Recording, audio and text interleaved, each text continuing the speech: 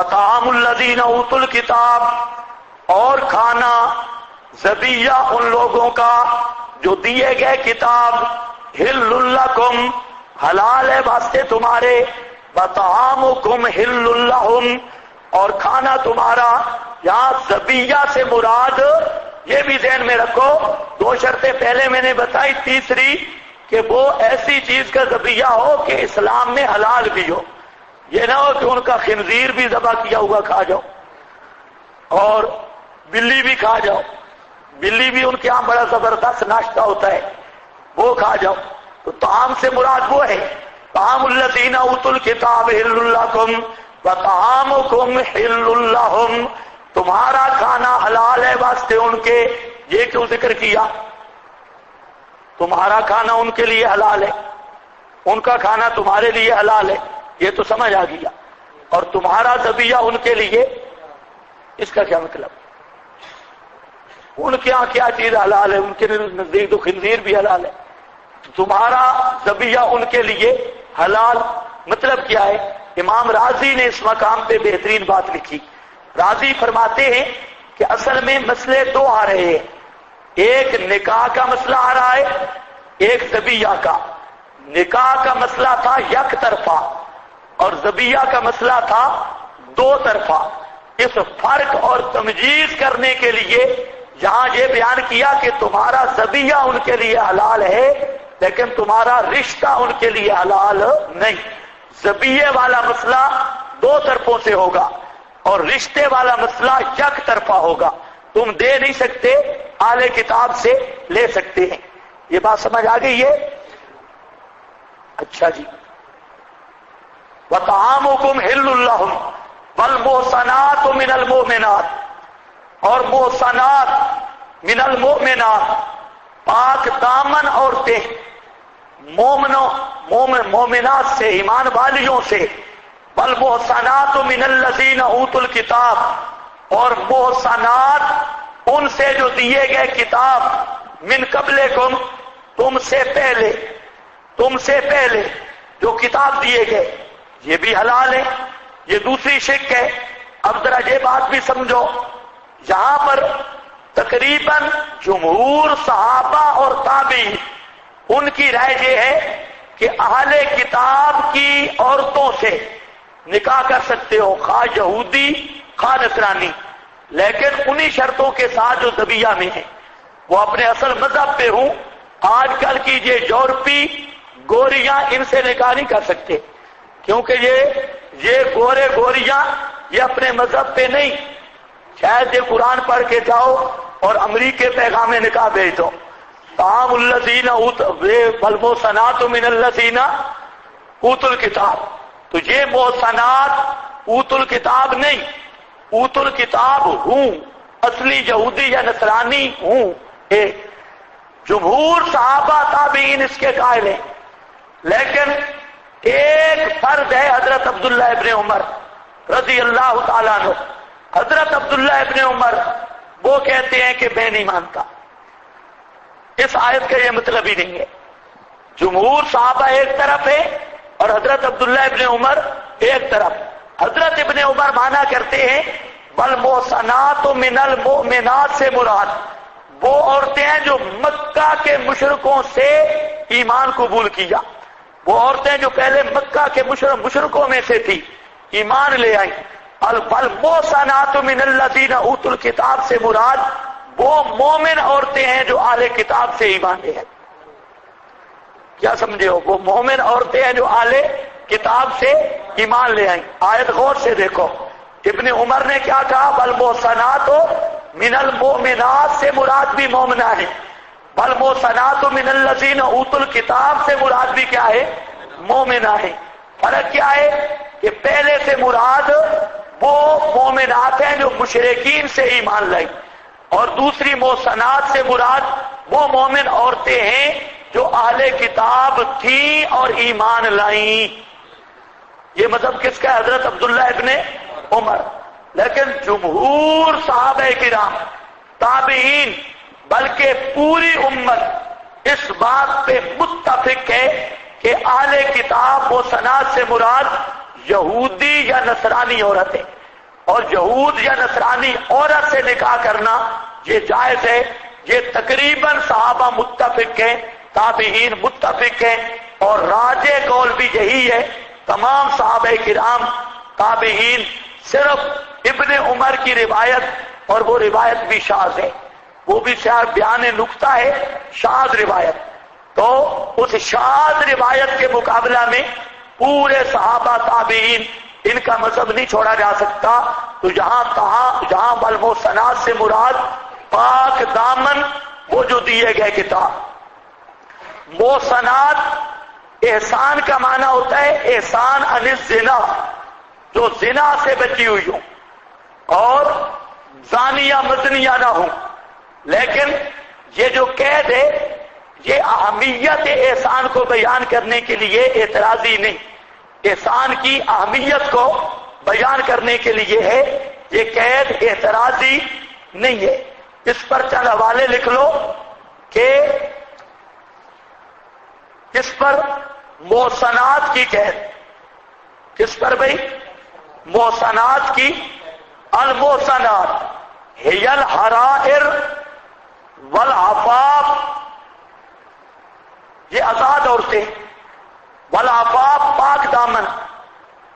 ولیس ھذا بشرط لصحۃ النکاح بل هو للاستحباب لأنه يصح نکاح الأماء من المسلمات ونکاح غیر العفاف. مدارک فرماتے ہیں کہ جہاں محصنات سے مراد پاک دامن آزاد عورتیں ہیں، اور یہ پاک دامنی صحت نکاح کے لیے شرط نہیں بلکہ استحبابی حکم ہے، کیونکہ باندیوں سے بھی نکاح کرنا جائز ہے اور غیر عفائف جو ہیں ان سے بھی نکاح تو ہو جاتا ہے. تو جہاں پر یہ شرط صحت نکاح کے لیے نہیں، اہمیت احسان کے بیان کے لیے. تقریباً یہی بات لکھی جساس نے، یہ آپ نے مدارک کی عبارت لکھی. جساس بھی کہتے ہیں العفائف.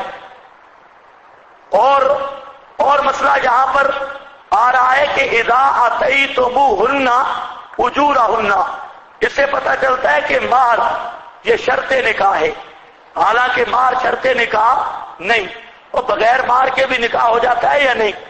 تو یہ جو بطور شرط کے ذکر کیا یہ محض تاکید اور تاکید کے طور پہ ہے، مہر کے تاکید اور تاکید کے لیے ہے. یہ بھی صحت نکاح کے لیے شرط نہیں. اذا آتیتموہن اجورہن. اور تیسرا مسئلہ یہ ہے کہ والمحصنات من الذین اوتوا الکتاب نے اہل کتاب عورتوں کے ساتھ نکاح کی ترغیب نہیں، یاد رکھو. ایک ہوتی ہے ترغیب اور ایک ہوتا ہے جواز، دونوں کا فرق ہے.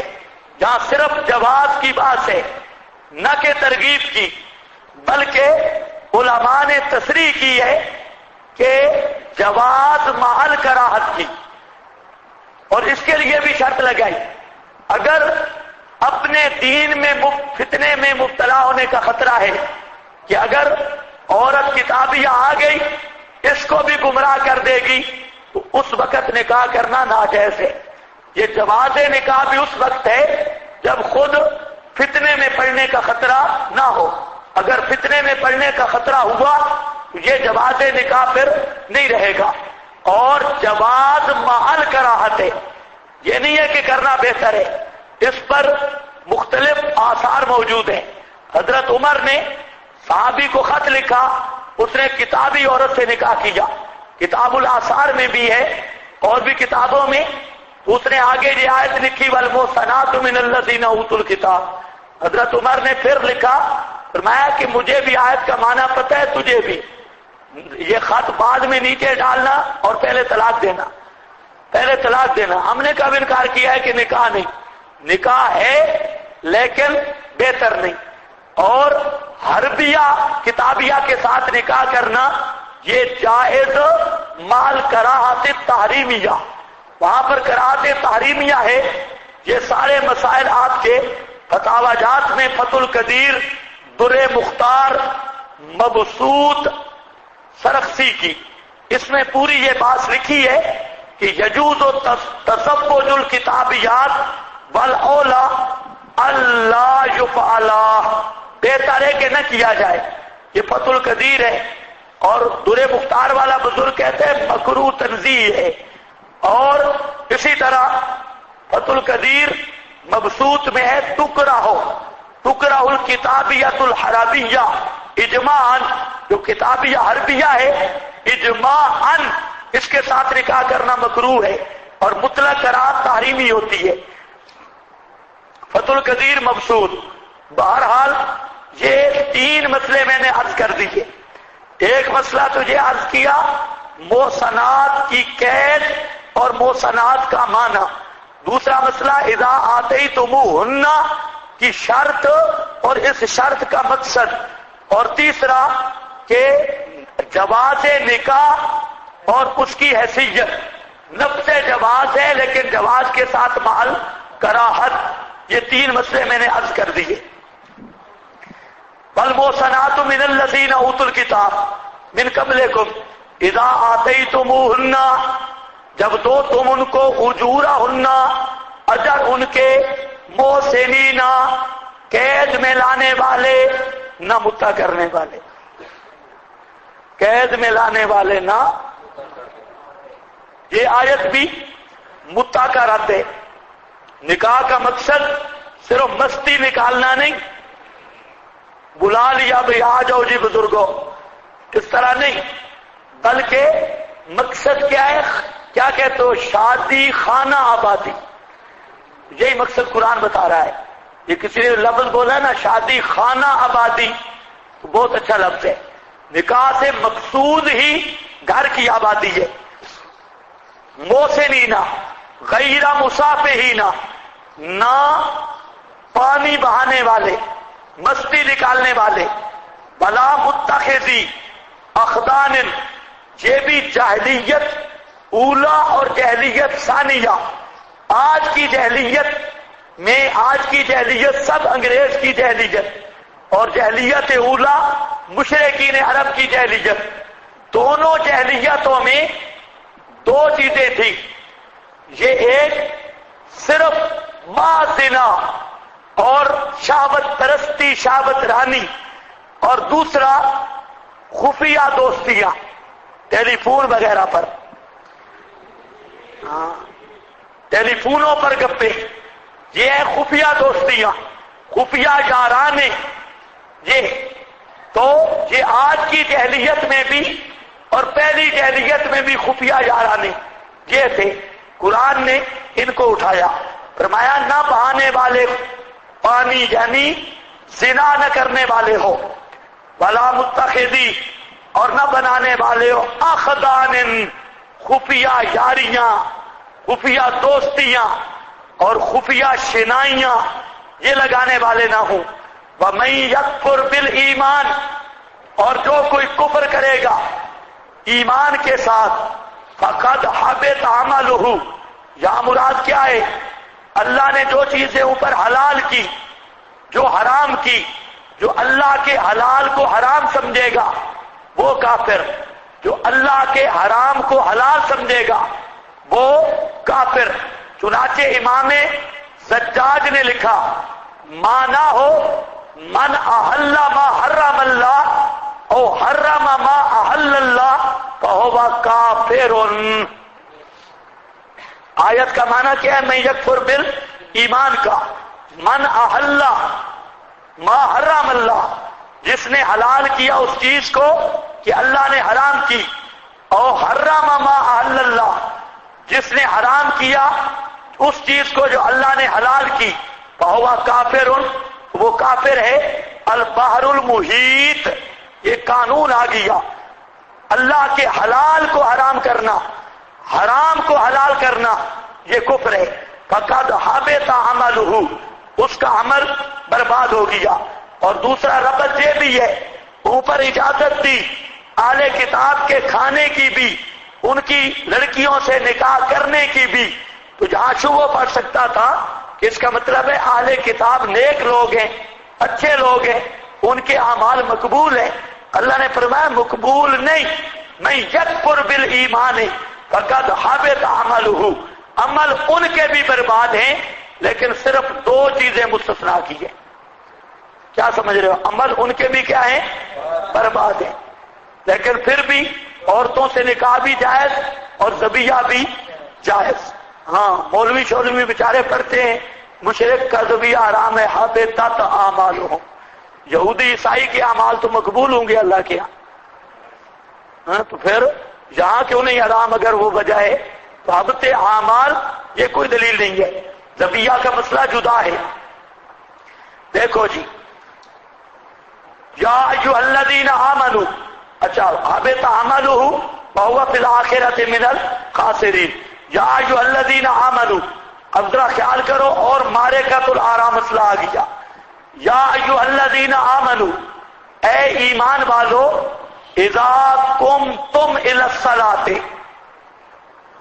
جب تم کھڑے ہو نماز کی طرف، فاغسلوا وجوہکم، پس دھو ڈالو اپنے چہروں کو، وایدیکم، اور اپنے ہاتھوں کو، الی المرافق، کونیوں سمیت، وامسحوا، اور مسح کرو، برؤوسکم، اپنے سروں کا، وارجلکم، اور دھو ڈالو اپنے پاؤں کو، الی الکعبین، گٹوں سمیت، وان کنتم جنبا۔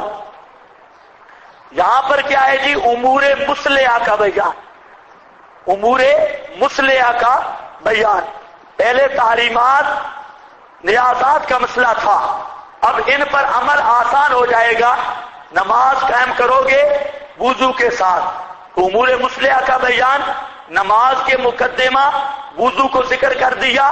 اب ذرا خیال کرو، اللہ رب العزت فرماتے ہیں، پہلے آیت دیکھو، یا ایھا الذین آمنوا، اے ایمان والو، اذا قمتم الی الصلاۃ فاغسلوا وجوہکم، جب تم کھڑے ہو جاؤ نماز کی طرف تو اپنے منہوں کو دھو ڈالو۔ یہاں پر غیر مقلدین کی نماز بھی ٹھیک نہیں، وضو بھی ٹھیک نہیں۔ کیوں؟ قرآن دیکھو، قرآن کہتا ہے جب نماز کی طرف کھڑے ہو جاؤ پھر وضو کرو۔ غیر مقلد ٹوٹیوں پر وضو کرتا ہے، اور بات سمجھو تو صحیح، وہ اگلا مسئلہ تمہیں بتاتا ہوں کہاں سے نکلتا ہے۔ غیر مقلد وضو کرتے ہیں ٹوٹیوں پر، یا وضو کرتا ہے گھر، لیکن جہاں قرآن کیا کہتا ہے، اذا قمتم الی الصلاۃ، جب نماز کی طرف کھڑے ہو جاؤ اس وقت وضو کرو۔ تو نماز کی طرف تو کھڑا ہوتا ہے سب پہ، اب غیر مقلدوں کو کہو تمہارا پورا وضو قرآن کے خلاف ہے، نماز بھی۔ قرآن کہہ رہا ہے جب کھڑے ہو جاؤ تو فوراً وضو کرنا ہے۔ تو یہ صورت ہے کہ سب پہ آ کے غیر مقلد کھڑا ہو، سامنے ٹوٹیاں لگی ہوں یا لوٹے پڑے ہوں، اور کھڑے کھڑے وضو کرے۔ قمتم کا لفظ بھی آیا ہے، کھڑے کھڑے، ادھر سب مسجد میں وضو کر کے نماز شروع کر دے، پھر تو قرآن پہ عمل ہے۔ اور اگر ٹوٹیوں پر جب بیٹھ کے غیر مقلد وضو کرنے لگے اس کو پاؤں سے ٹھوکر مارو، اس کو تیرا وضو ٹھیک نہیں۔ کیا سمجھ رہے ہو؟ اذا قمتم الی الصلاۃ کا تجھے ہی مانا ہے، لیکن یہاں سے فقہائے کرام نے لکھا کہ ذکر ہے قیام کا، اور مراد اس سے ارادہ ہے۔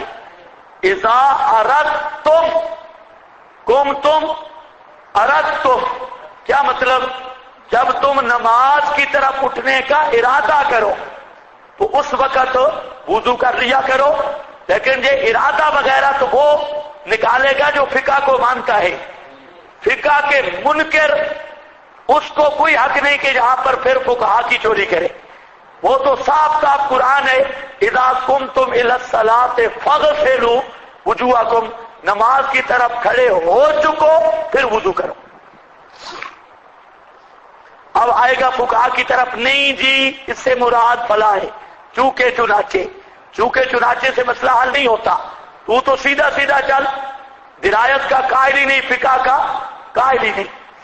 نمبر 2، ایک اور اشکال ہے کہ ایک آدمی ظہر کی نماز پڑھتا ہے باوضو ہے، اب عصر کی نماز کے لیے آیت تو کہتی ہے وضو کرے،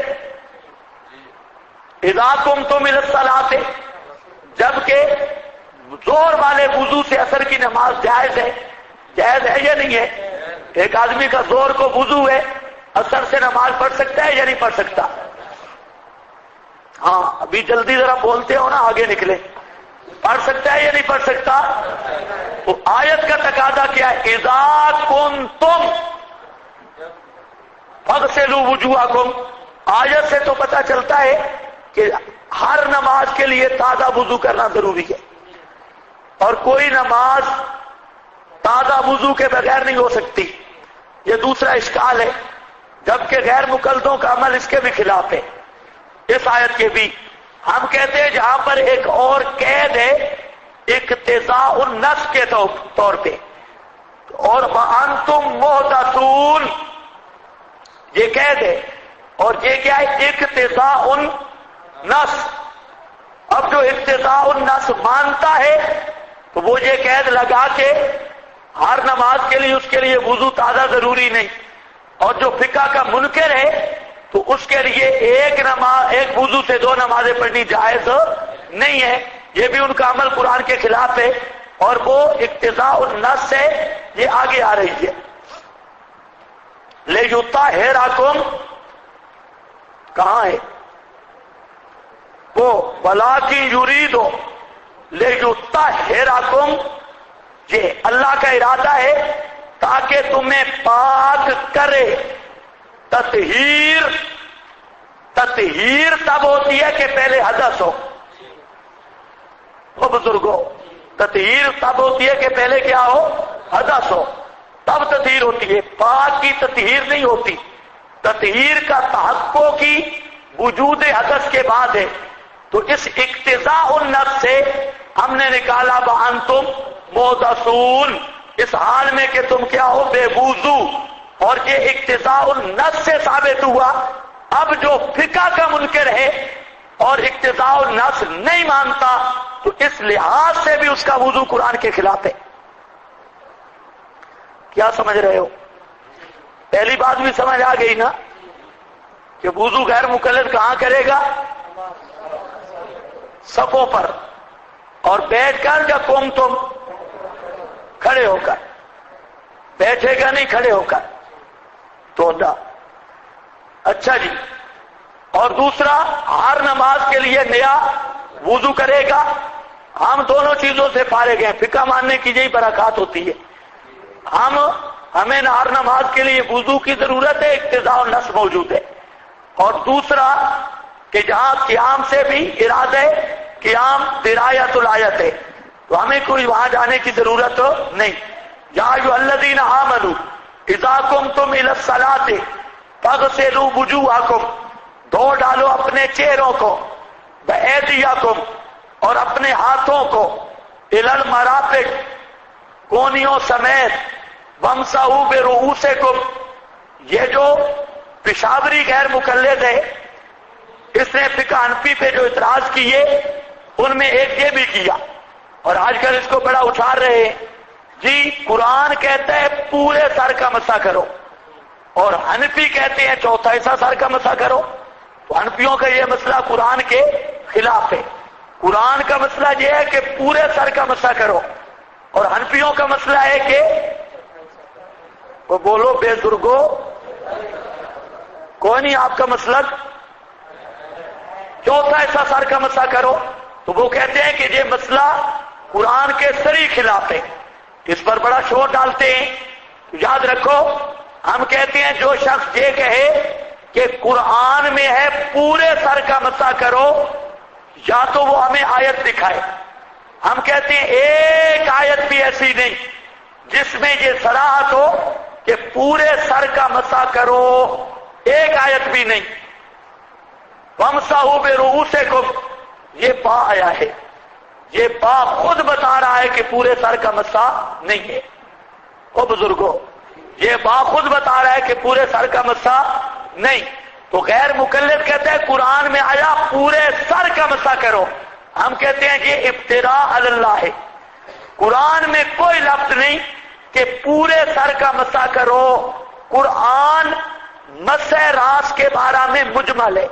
بے رؤوسکم یہ مجمل ہے اور پورے سر کی کہیں تصریح اور صراحت موجود نہیں.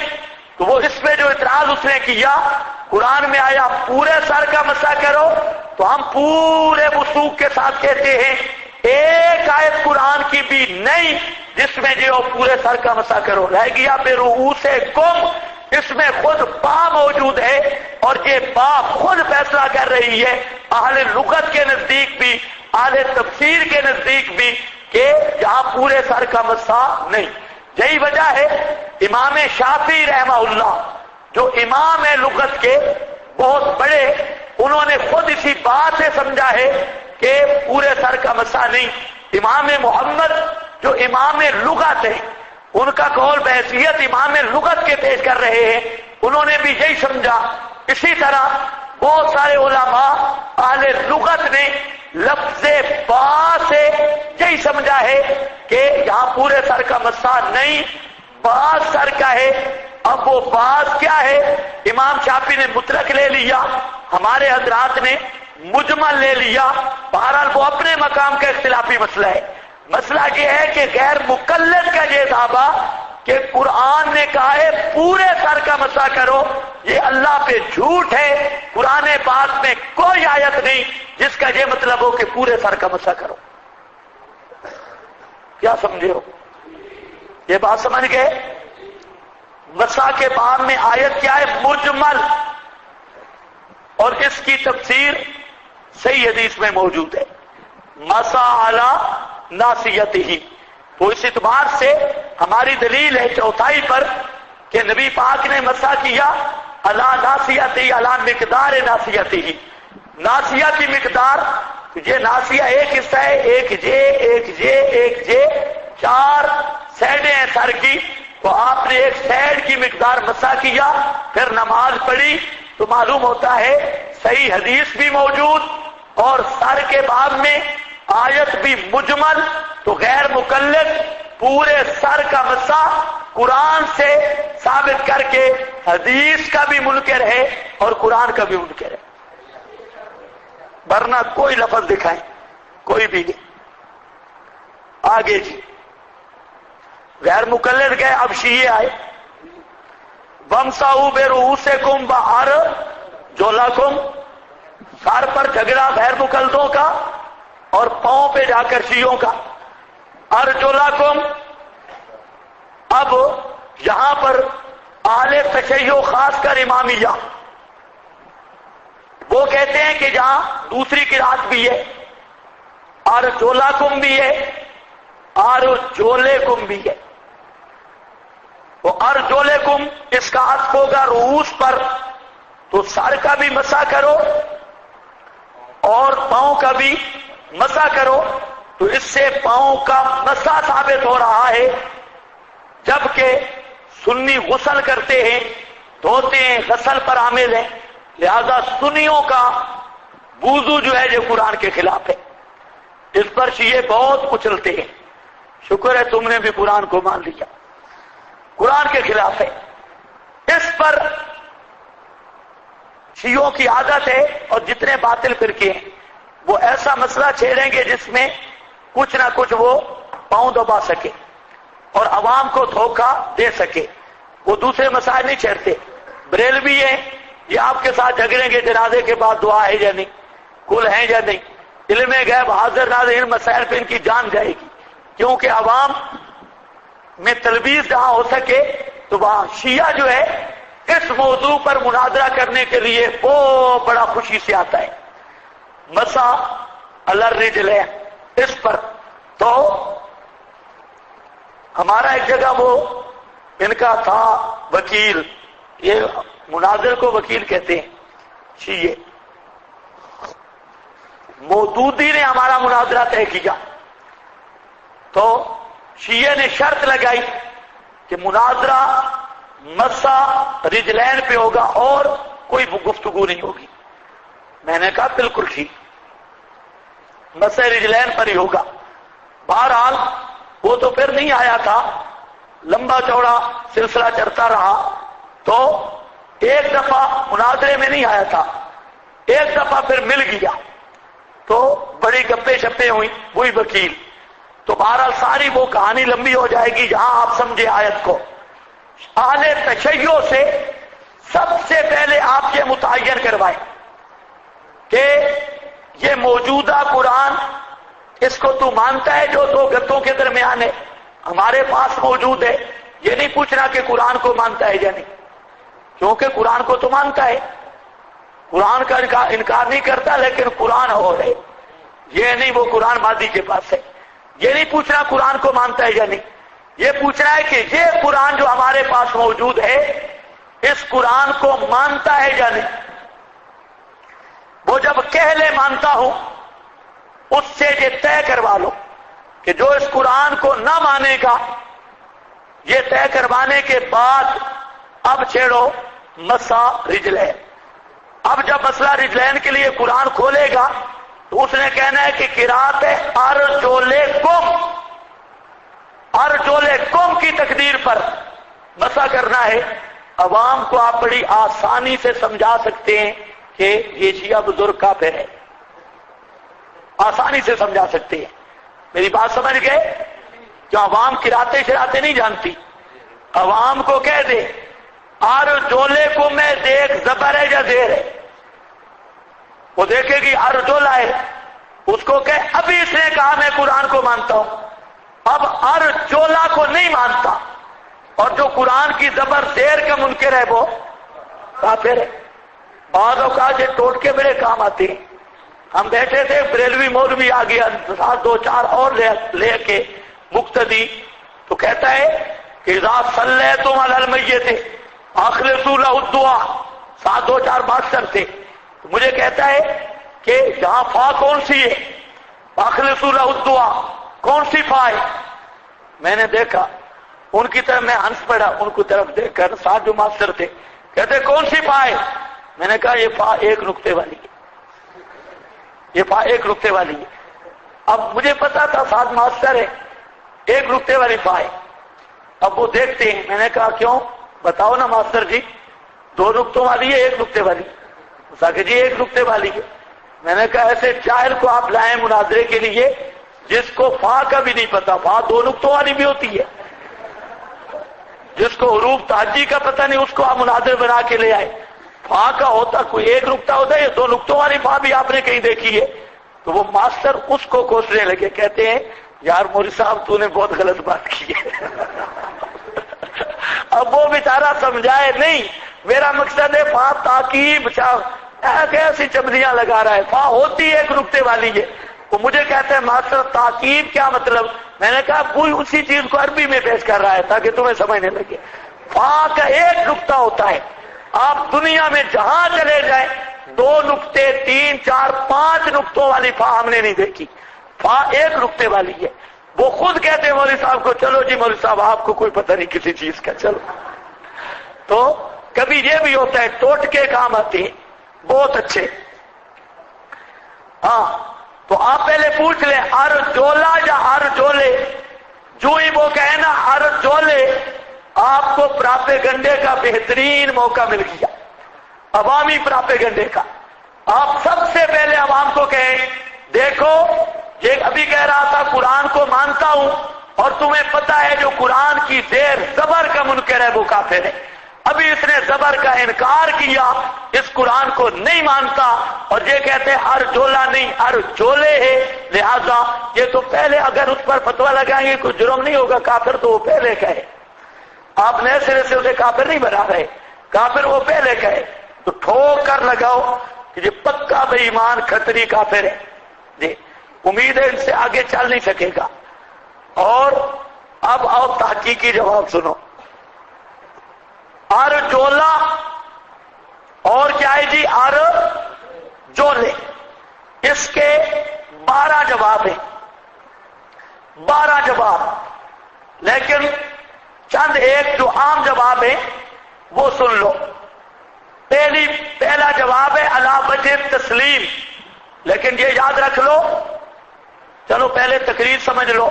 تقریر یہ ہے کہ دوسری جو اس کی قرات ہے وہ ہے ارجلکم، اور ارجلے کا عطف ہے رؤوس پر، اور عامل پیچھے لگ رہا ہے ومسحو. تو اس قرات کے مطابق شیعہ کہتے ہیں کہ یہاں پاؤں کا غسل نہیں بلکہ کیا ہے؟ مسح ہے. غسل نہیں بلکہ کیا ہے؟ مسح ہے. یہ بات سمجھ گئے؟ اب ذرا دیکھو، مناظرے میں جواب علی وجہ تسلیم پہلے نہیں ہوتا، یہ بھی ذہن میں رکھو. مناظرہ میں جواب پہلے انکاری ہوتا ہے، کیونکہ جب آپ کہیں گے نا چلو مان لیا، تو اگلا شاطر ہوا تو دیکھا نا میرا مسئلہ مان گیا ہے، دیکھا نا میرا مسئلہ مان گیا ہے. اس طرح نہیں، یہ تحقیقی جواب ہوتا ہے علی وجہ تسلیم. ہم کہتے ہیں کہ ارجولا کا عطف ڈالو رؤوس پر، ٹھیک ہے کوئی مسئلہ نہیں، لیکن پھر بھی پاؤں کا غسل ہے. ارجولا کا عطف ڈالو رؤوس پر، لیکن پھر بھی پاؤں کا، بولو، پاؤں کا کیا ہے؟ غسل ہے. کیوں؟ کہ جو مسح ہے یہ ایک جنس ہے. مسح جو ہے یہ ایک جنس، اس کے دو معنی ہیں. مسح کا معنی اصابت الید بھی ہے، اور مسح بے معنی اصالت الماء بھی ہے. مسح کا معنی تر ہاتھ پھیرنا، جو معروف مسح کا معنی ہے سر پہ ہم کرتے ہیں، تر ہاتھ پھیرنا یہ بھی مسح ہے. اور غسل خفیف یہ بھی مسح ہے. بالکل ٹھیک ہے. اور مسح جو ہے یہ کیا ہے؟ کیا میں نے کہا؟ یہ جنس ہے، اور اس کا معنی ہوتا ہے الافضاء الی المحل. الافضاء الی المحل، یہ معنی ہے مسح کا. الافضاء الی المحل، محل تک پہنچنا. بالماء جب بغیر ماء، تو بہرحال یہ ایک جنس ہے، اور اس جنس کی دو نوعیں ہیں. ایک المسح المعروف، معروف مسح، اور دوسرا مسح بمعنی الغسل الخفیف، غسل خفیف کے معنی میں. تو ومسحو کا لفظ جو ہے مسح سر کے بارے میں عرفی مسح والا معنی ہے، اور پاؤں کے مسح میں غسل خفیف والا معنی ہے. غسل خفیف والا معنی ہے. باقی رہ گیا یہ مسئلہ کہ لفظ ایک ہو اور اس کے کئی معطوفات ہوں، ایک میں ایک معنی لینا، دوسرے میں دوسرا معنی لینا، یہ جائز بھی ہے یا نہیں؟ ہم کہتے ہیں بالکل جائز ہے. ان اللہ وملائکتہ یصلون علی النبی، وہاں پر ان اللہ وملائکتہ یصلون علی النبی، لفظ صلاۃ ہے، اللہ کے لیے اور معنی ہے، فرشتوں کے لیے اور معنی ہے. لفظ ایک ہے صلاۃ کا، لیکن اللہ کے لیے جب استعمال ہوگا معنی ہوگا رحمت خاصہ، اور فرشتوں کے لیے دعا کے معنی میں. تو اب لفظ واحد کے متعدد معانی میں سے ایک معنی ایک معطوف میں لینا، دوسرا دوسرے معمول یا معطوف میں لینا، یہ قرآن سے ثابت ہے. تو جیسے یصلون، وہاں پر صلاۃ کا لفظ ہے، وہ اللہ کے لیے آیا تو اور معنی میں ہے، اور فرشتوں کے لیے آیا تو اور معنی میں ہے. یہاں فامسحوا برؤوسکم، مسح سر کے لیے آیا تو اس مسح کا مطلب ہے عرفی. اور اصابت الید المبتلہ، ید مبتلہ کو پہنچانا، ہاتھ پھیرنا. اور جب ہوئی اس کے معطوف میں آیا ارجل میں، تو اسی کا معنی ہے غسل خفیف. غسل خفیف. غسل خفیف کیوں کہا؟ عام طور پہ یہ ہوتا ہے کہ پاؤں میں مٹی شٹی کا خطرہ ہوتا ہے، تباہم، تو آدمی پانی بہت ضائع کرتا ہے پاؤں دھونے میں، مبالغہ کرتا ہے. تو اس مبالغے کی نفی کے لیے مسح کا لفظ غسل خفیف کے معنی میں استعمال کیا، کیونکہ اسراف الماء وضو میں جائز نہیں، چاہے دریا پر بھی وضو کرو، یہ مقام اپنے پر متعین ہے. ہاں بھائی، میں نے کیا کہا بھائی؟ بزرگوں پہلا جواب کیا دے رہا ہوں؟ علی وجہ تسلیم. وجہ تسلیم کیا ہے؟ ہم کہتے ہیں کہ ارجولے پڑھ لیتے ہیں، قرات بھی پڑھ رہے ہیں ارجولے، اور ارجولے کا عطف ڈال رہے ہیں رؤوس پر. کس پر؟ رؤوس پر. لیکن پھر بھی پاؤں کو دھونا ہے. ارجل کا عطف رؤوس پر کر کے بھی پاؤں کا غسل ہے، پاؤں کا مسح نہیں ہے. دلیل یہ ہے، تقریر یہ ہے کہ مسح جنس ہے، اس کے دو فرض ہیں. مسح کا معنی ہے الافضاء الی المحل، محل تک پہنچنا، اور اس جنس کے دو نوع کہہ لو، دو فرض ہیں. ایک ہے مسح عرفی اصابت الجد، اور ایک ہے غسل خفیف اصالت الماء، پانی بہانا. اور جہاں جو ومسحوا کا لفظ ارجل کے لیے آیا تو یہ ہے عرفی، یہ اپنا اصالت الماء کے معنی میں ہے، اور رؤوس کے لیے وہی لفظ مسح، لیکن وہاں پر معنی دوسرا ہے. دوسرا کون سا معنی؟ تو بولو بزرگوں، دوسرا کون سا معنی؟ مسح عرفی. مسح عرفی. اب رہ گیا یہ سوال کہ لفظ ایک ہے، معنی معطوف میں اور ہے، اور ایک جگہ اور ہے، دوسری جگہ اور ہے. معطوف میں اور معطوف علیہ میں اور. تو میں یہ عرض کر رہا ہوں کہ قانون ہے، ضابطہ عرب کا، کہ جب ایک لفظ ہو اس کے کئی معنی ہوں تو، اور اس کے معطوفات و معمولات ہوں، تو ایک معطوف میں ایک معنی، دوسرے معطوف میں دوسرا معنی لینا یہ قرآن سے ثابت ہے. مثال ان اللہ وملائکتہ یصلون علی النبی پڑھتے رہتے ہو، وہاں پر صلاۃ کا معنی اللہ کے لیے اور فرشتوں کے لیے، اور یا ایھا الذین آمنوا صلو، وہ آگے چلا گیا، لیکن جو صلونا میں اللہ اور فرشتے شریک ہے، جہاں سے ہمارا استدلال تام ہے. چلو بہرحال اسی طرح اس کی اور بھی بہت ساری مثالیں ہیں. تو ومسحوا سر کے لیے عرفی اور ارجل کے لیے غسل خفیف. رہ گیا یہ سوال کہ تعبیر بالمسح کیوں کیا؟ ہم کہتے ہیں اسراف ماء سے بچانے کے لیے. سر عام طور پہ آدمی زیادہ پانی بہاتا ہے پاؤں پر، تو اللہ نے لفظ مسح غسل خفیف کا استعمال کر کے اسراف فی الماء، پانی زیادہ بہانے سے منع کیا. جس چیز کا وہ خدشہ تھا وہ قرآن نے خدشہ اٹھا دیا. تو چلو تمہاری بات مان کے ہم نے ارجل کا معطوف علیہ بھی تمہارے والا مان لیا، اور عامل بھی ومسحوا تمہارے والا مان لیا، لیکن پھر بھی پاؤں کا غسل ہے، مسح نہیں. یہ بات آپ کو سمجھ آ گئی ہے؟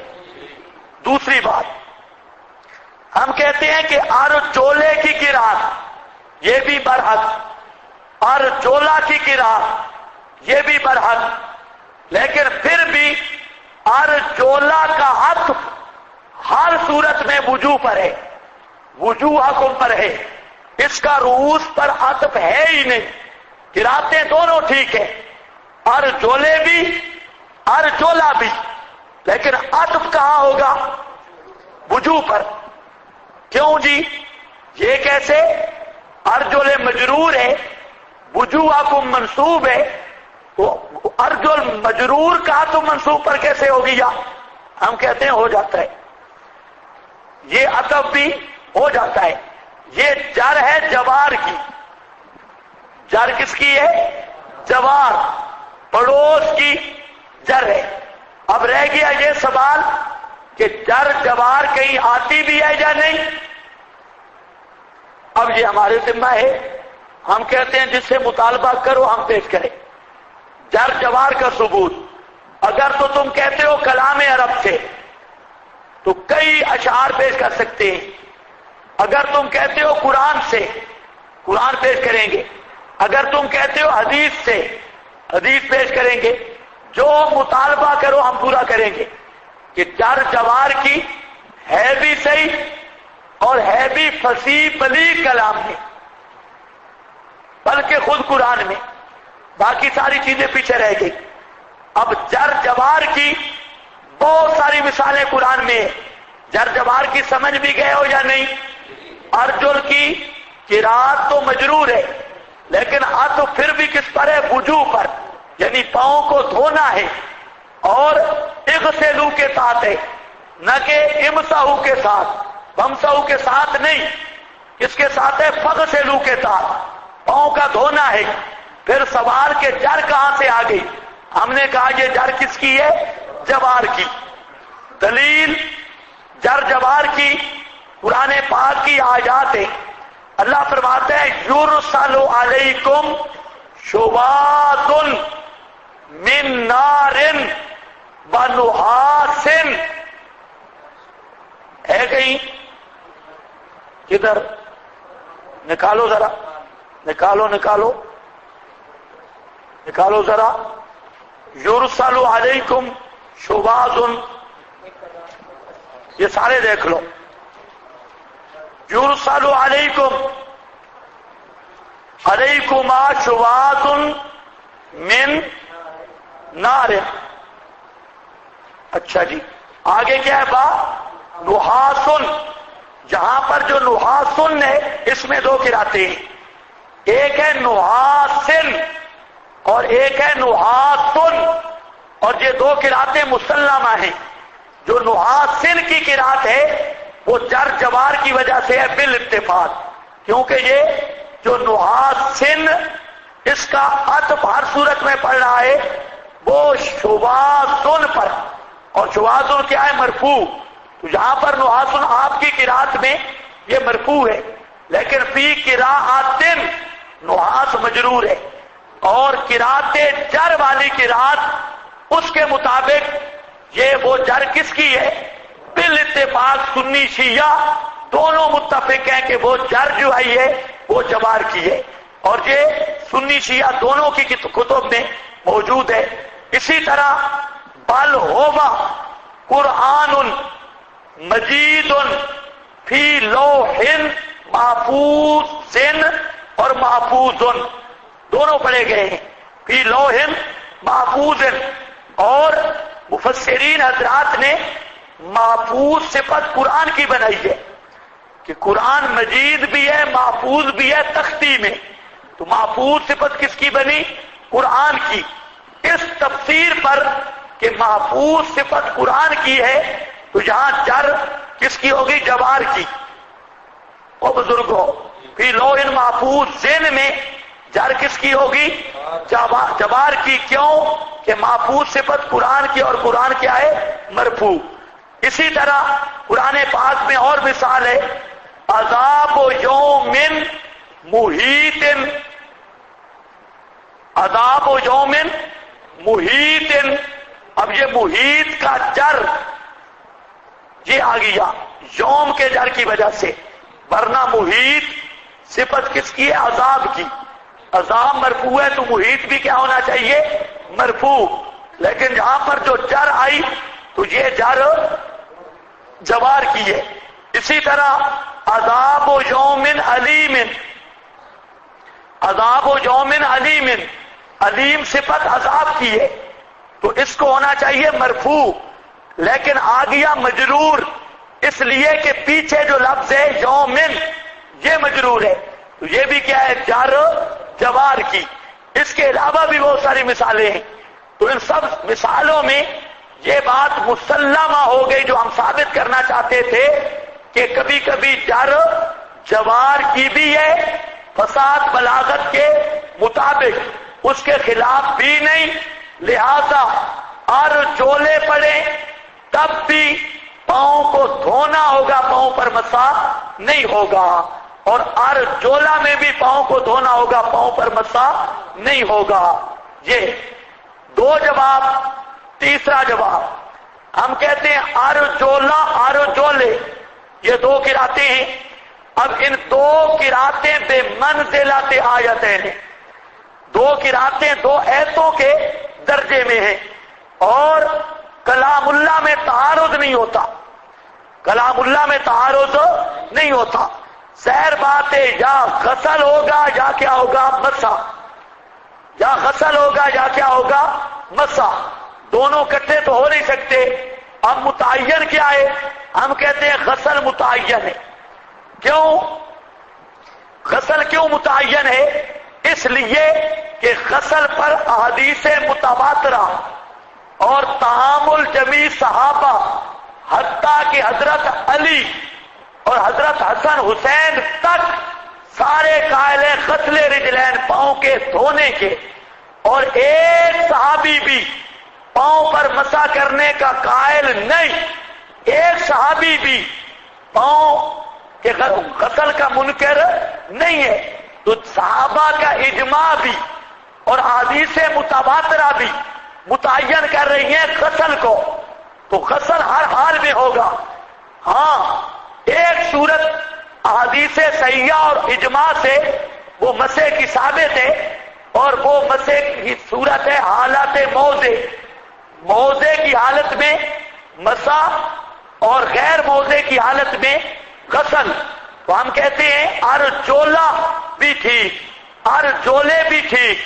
ارجولا کے صورت میں وہ اس پر معمول ہے کہ موزے پہنے ہوئے نہ ہو تو ہم غسل کرتے ہیں، اور حالت موضع میں ہم کیا کرتے ہیں؟ مسح کرتے ہیں. تو دونوں حالتوں کا فرق ہو گیا.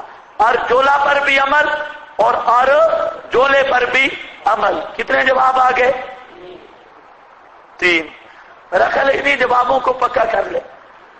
ہاں پکے ہوں تو ایک ہی کافی ہے. اب 10-12 تک کون جائے؟ یہ 3 جواب یہ بہترین جواب ہیں. اب رہ گیا یہ امر کہ حدیث متواترہ ہیں کہاں، تو اس کے لیے آپ کو تھوڑی سی تکلیف کرنی پڑے گی. میں حوالے لکھوا دیتا ہوں تو مختصر صرف صحابی کا نام اور کتاب کا نام، پھر آپ وہ کتابیں خود پڑھ لیں صحابہ کرام سے جو غسل کے بارے میں روایات ہیں. ہاں جی، نمبر 1 وضو میں غسل نقل کرنے والے صحابہ اور ان کی روایات. نمبر 1 حضرت ربیع بنت محبس، ربیع بنت محبس، ابو داؤد صفحہ 19. نمبر 2 عبداللہ ابن عمر، ابو داؤد صفحہ 20. نمبر 3 حضرت عمر ابن حبشہ، بیہقی صفحہ 71. نمبر 4 ابن شداد، ترمذی، ابو داؤد، کتاب الوضو. یہ جہاں بھی آپ کو اتنے بیٹھے ملیں گے کتاب الوضو میں ہی آئیں گی، صفحے آگے پیچھے بھی ہو سکتے ہیں. ابو عبد الرحمن بیہقی صفحہ 76. عبد الرحمن کیسی نسائی صفحہ 30. نمبر 7 ابن عباس، ترمذی اور نسائی صفحہ 31. ترمذی کا 16. لقیت ابن صابرہ، لقیت بن صابرہ، ترمذی، نسائی. نمبر 9 ابو ہریرہ، کیا؟ لقیت بن صابرہ 8 نمبر پہ، ترمذی اور نسائی. کیا ہوا؟ صد کہاں؟ ہاں 8 ہے بزرگوں. لقیت بن صابرہ، اگر تو نہیں لکھ سکا تو 7 کہاں بن گئے؟ نمبر 9 حضرت ابو ہریرہ، کنز الاموال صفحہ 301 جلد 9. نمبر 10 حضرت عائشہ رضی اللہ تعالیٰ عنہا، ترمذی، کنز الاموال. نمبر 11 واصلہ بن اسقا، کنز الاموال صفحہ 300 جلد 9. نمبر 12 حضرت ابو ایوب انصاری، یہی کنز الامال۔ نمبر 13 حضرت ابو امامہ، یہ بھی کنز الامال۔ نمبر 14 مرہ بن کعب، یہ مصنف ابن ابی شیبہ۔ نمبر 15 انس بن مالک، کنز الامال۔ نمبر 16 خالد بن ولید، حوالہ یہی۔ نمبر 17 یزید بن ابی سفیان۔ نمبر 18 عمر ابن عاص، ترمذی کنز الامال۔ نمبر 19 ابو امامہ۔ نمبر 21 حضرت مقیب ابن کثیر۔ نمبر 21 یا 22 ہے، 22 عبداللہ ابن حارث، ترمذی کنز الامال۔ نمبر 23 جابر بن عبداللہ۔ نمبر 24 حضرت عمر۔ نمبر 25 حضرت انس۔ نمبر 26 عبد الرحمن ابن ابی لیلہ، در منصور۔ نمبر 27 حضرت علی کے 7 شاگرد غسل ہی روایت کرتے ہیں، ابو داؤد، نسائی، ابن ماجہ، ترمذی، دار قطنی۔ یہ کتنے ہو گئے صحابہ؟ 27 یہ احادیث ہیں ایک ہی مضمون کی۔ اس کے علاوہ بھی ہیں صحابہ کرام، 27 کے نام آپ کو بتا دیے، اور کتب بھی۔ تو یہ مضمون کیا ہے؟ متواتر غسل کا۔ تو اس تواتر کی وجہ سے ہم کہتے ہیں کہ غسل متعین ہے، پھر اس تواتر پہ تحامل ہے۔ اس کے مد مقابل جو شیعہ پیش کرتے ہیں چند روایات، وہ بھی سن لو۔ شیعہ پیش کرتے ہیں اہل سنت کی کتابوں سے چند روایات کے پاؤں کا مسح کرنا ہے۔ وہ روایات کیا ہیں؟ ایک روایت ہے حضرت علی کی طرح منسوب، دارقطنی وغیرہ میں۔ اس کا راوی ہے عبد الرحمن بن مالک، عبد الرحمن بن مالک، جس کے بارے میں محدثین کا فیصلہ ہے متروک کذاب، یہ متروک ہے اور کذاب ہے، جھوٹا ہے۔ لسان المیزان صفحہ 427 جلد 3۔ اسی طرح میزان الاعتدال اور تہذیب الکمال وغیرہ۔ دوسری روایت وہ مسح کی روایت کرتے ہیں عبداللہ ابن عباس سے، ان کی طرف منسوب کرتے ہیں، حالانکہ یہ بھی بالکل درست نہیں۔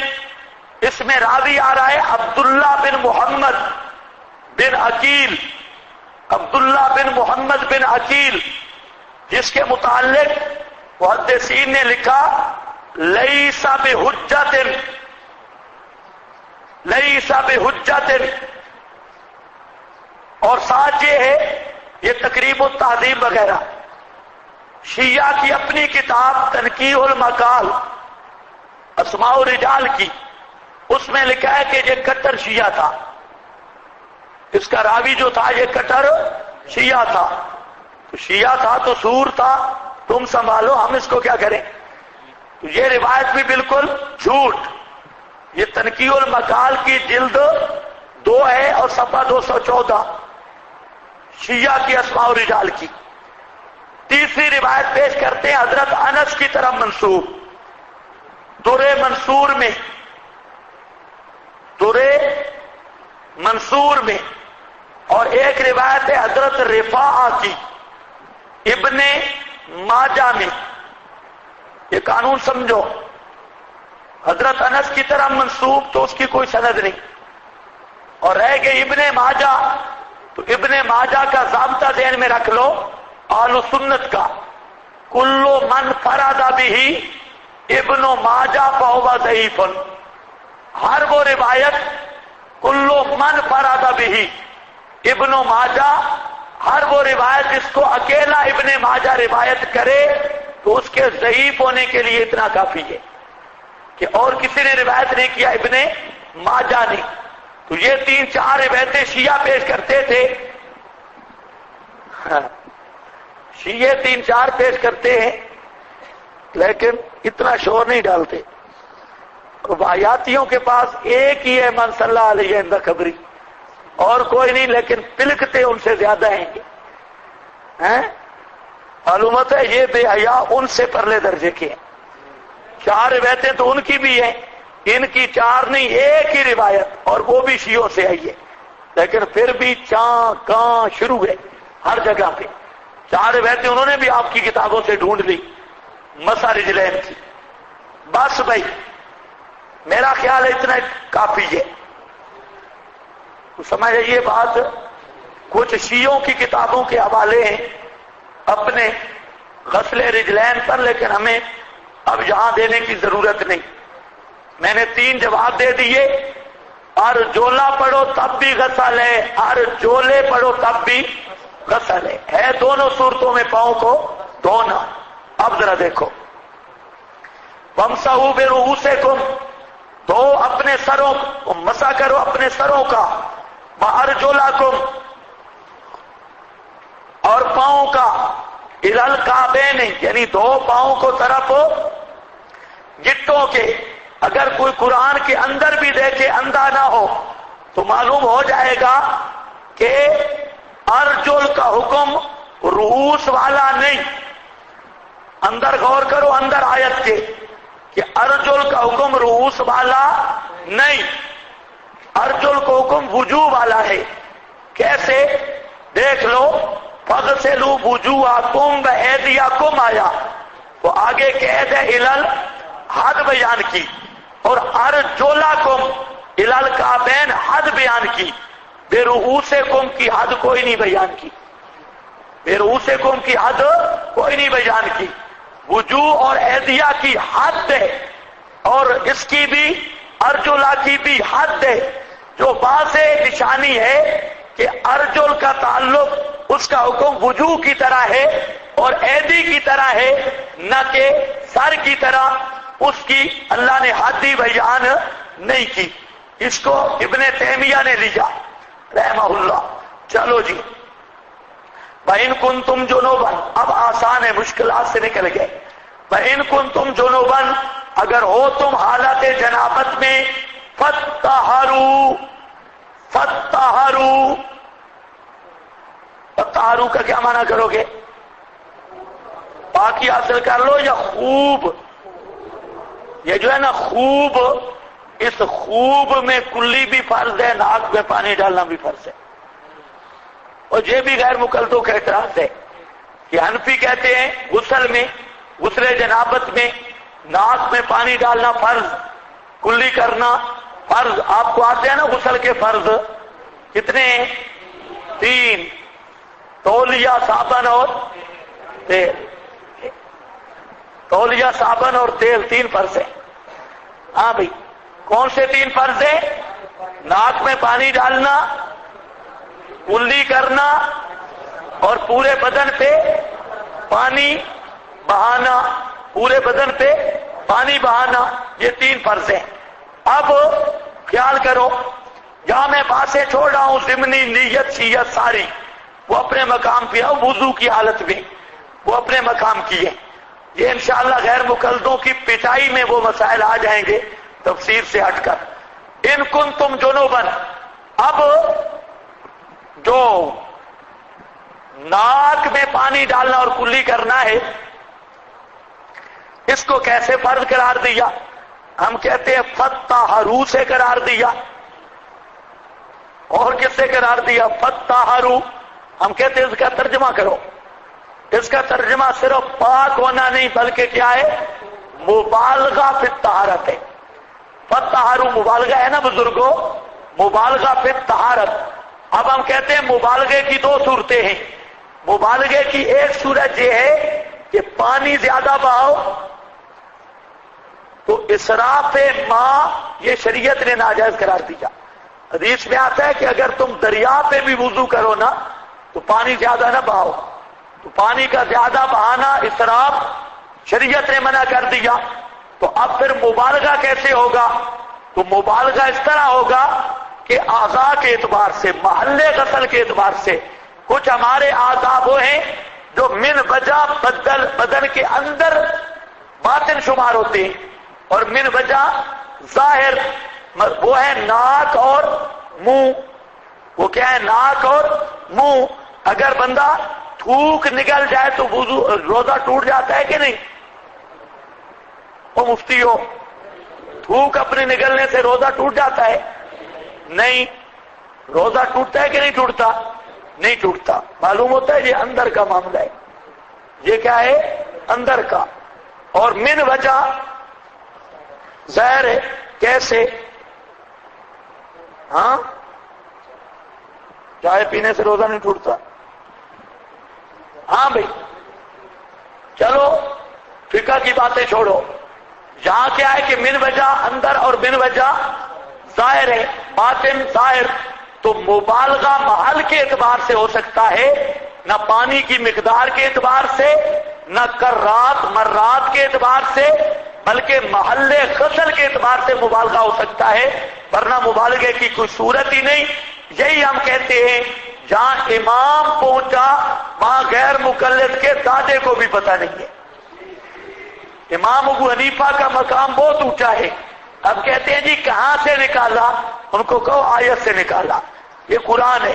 فَطَّهَرُوا وَإِن كُنتُم مَرْضَىٰ، اگر ہو تم مریض یا ہو اوپر سفر پر، یا آئے ایک تمہارا منکم ایک تم میں سے، من الغائط قضاء حاجت کو، او لامستم النساء یا ہم بستری کرو عورتوں سے۔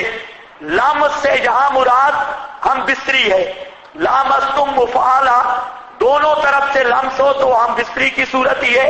لامستم النساء فلم تجدوا ماء، پس نہ پاؤ تم ماء مطلق، فتیمموا، تو ارادہ کرو، قصد کرو، مٹی طیباً پاک کا، فامسحوا بوجوہکم، پس مسح کرو اپنے چہروں کا، وایدیکم، اور اپنے ہاتھوں کا، اس سے مراد تیمم ہے۔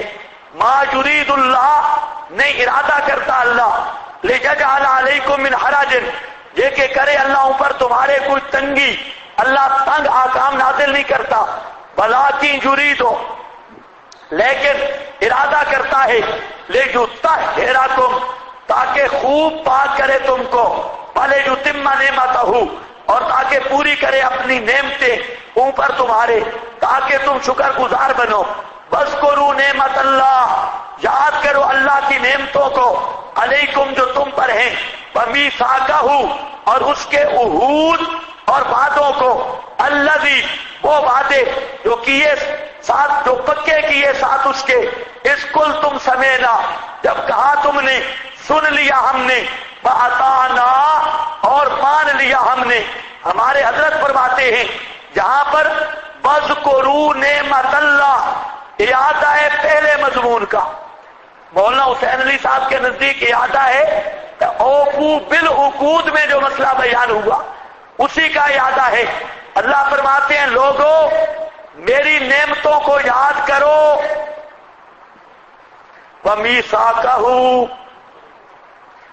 وہ وعدے یاد کرو، اوفو بل، وہ وعدے یاد کرو جس میں یہ تھا کہ اللہ کے حلالوں کو حلال سمجھیں گے، اللہ کے حراموں کو حرام سمجھیں گے۔ وہ عہود یاد کرو جو پکے کیے تھے تم نے، اور تم نے کہا تھا سمعنا وَأَطَعْنَا، ہم نے سن لیا اور پورے کریں گے، تو اس پر وہی تقریر ہے جو عقود پر گزر گئی۔